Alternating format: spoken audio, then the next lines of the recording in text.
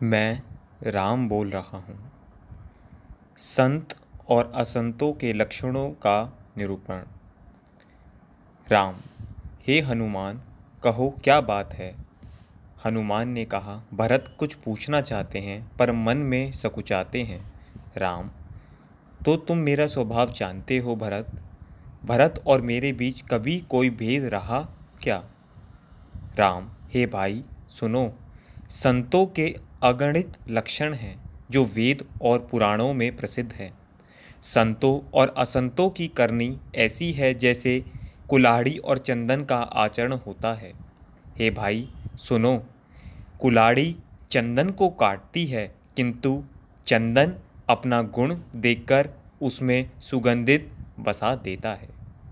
इसी से चंदन देवताओं के सिरों पर चढ़ता है और जगत का प्रिय है, और कुल्हाड़ी के मुख को यह दंड मिलता है कि उसको आग में जलाकर फिर घन से पीटा जाता है।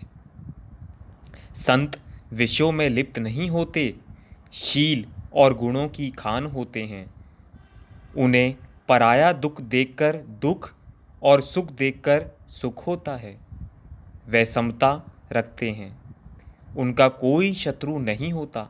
वे मद रहित वैराग्यवान होते हैं तथा लोभ, क्रोध, हर्ष, भय का त्याग किए हुए रहते हैं। उनका चित्त कोमल होता है। वे दोनों पर दया करते हैं तथा मन, वचन और कर्म से मेरी निष्कपट भक्ति करते हैं। सबको सम्मान देते हैं पर स्वयं मान रहित होते हैं। हे भरत, हे संतजन प्राणी मेरे प्राणों के समान हैं।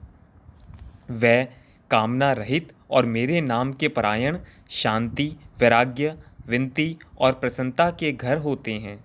उनमें शीतलता, सरलता, मैत्री भाव और ब्राह्मणों के चरणों में प्रीति होती है जो धर्म के उत्पन्न करने वाली है।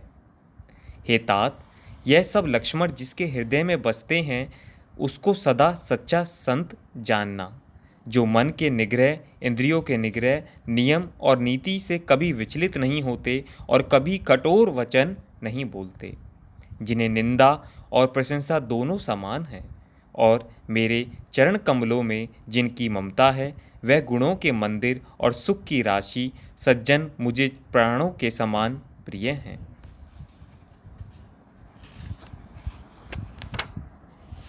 अब असंतों अर्थात दुष्टों का स्वभाव सुनो। उनकी भूलकर भी कभी संगति ना करें। दुष्टों के हृदय में अत्यधिक जलन बनी रहती है। वह दूसरों की संपत्ति देखकर सदा जलते रहते हैं। वह जहाँ कहीं दूसरे की निंदा सुन पाते हैं, ऐसा हर्षित होते हैं मानो रास्ते में पड़ा खजाना पा लिया हो। वह काम, क्रोध, मद, लोभ में लीन, निर्दय, कपटी, कुटिल और पापों के घर होते हैं। बिना कारण सबसे वैर करते हैं। जो भलाई करता है उसके साथ भी बुराई करते हैं। उनका झूठ ही लेना और झूठ ही देना होता है।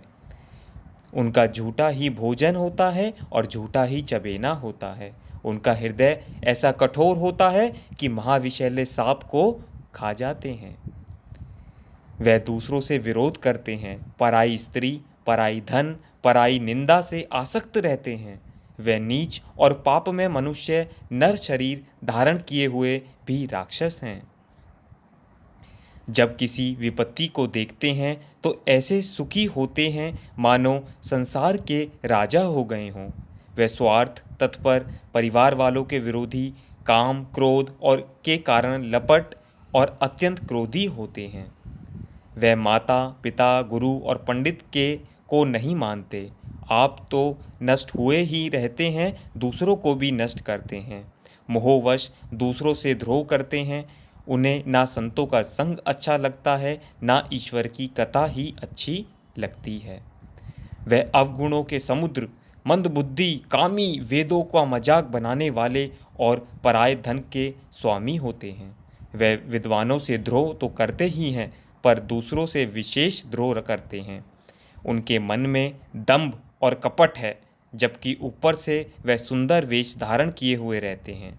ऐसे नीच और दुष्ट मनुष्य सतयुग और त्रेता में नहीं होते, द्वापर में कुछ होंगे। पर कलयुग में इनके झुंड के झुंड होंगे। हे भाई, दूसरों की भलाई के समान कोई धर्म नहीं और दूसरों को कष्ट पहुंचाने के समान कोई नीचता नहीं है।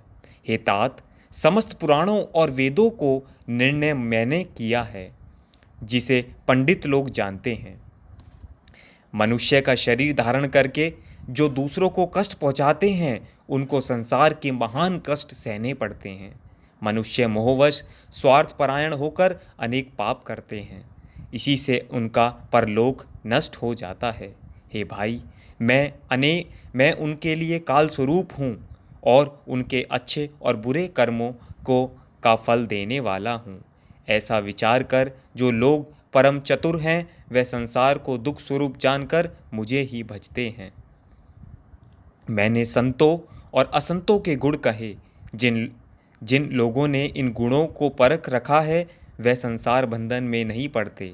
हे तात, सुनो, माया से रचे हुए अनेक गुण और दोष हैं। विवेक इसी में है कि दोनों का ही ना देखा जाए और ना ही देखना ही अज्ञान है। बहुत बहुत धन्यवाद।